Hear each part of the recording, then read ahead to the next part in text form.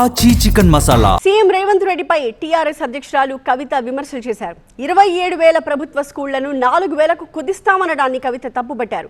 పాఠశాలల సంఖ్యని తగ్గిస్తే ఆడపిల్లలు పేదలకు చదువు దూరం అవుతుందన్నారు. విద్యాశాఖపై రేవంత్ పట్టు కోల్పోయారన్నారు ఆమె. గురుకులాల్లో 100 మందికి పైగా విద్యార్థులు చనిపోయినా ఈ ముఖ్యమంత్రి కనీసం సమీక్ష చేయట్లేదు అన్నారు కవిత. ముఖ్యమంత్రి గారు నేను హిట్లర్ అని చెప్పుకుంటున్నాడు. మీరు హిట్లరే, కానీ హిట్లర్ కన్నా ఎక్కువ మీరు తాలిబాన్. ఎందుకంటే తాలిబాన్లు కూడా కేవలం ఆడపిల్లల చదువు మీద రిస్ట్రిక్షన్స్ పెట్టి వాళ్ళు చదువుకోకుండా చేసారు. ముఖ్యమంత్రి గారే విద్యాశాఖ మంత్రి అయితే విద్యాశాఖ ఏదో వెలుగుతుంది అని చెప్పి అందరు భావించారు. కానీ అడుగడుగున అబద్ధాలు. ఇప్పుడు మీరున్న 27,000 పాఠశాలల్ని 4,000 పాఠశాలలకు చేస్తే ఇప్పుడు ఉన్నటువంటి ఉపాధ్యాయులందరినీ ఏం చేస్తారు? మీరు ఈ 3 లక్షల పై చిలుకున్నటువంటి ఉపాధ్యాయులందరినీ కూడా తీసేస్తారా? 4,000 పాఠశాలలో అడ్జస్ట్ చేస్తారా? లేకపోతే వివిధ గవర్నమెంట్ డిపార్ట్మెంట్లకు పంపిస్తారా?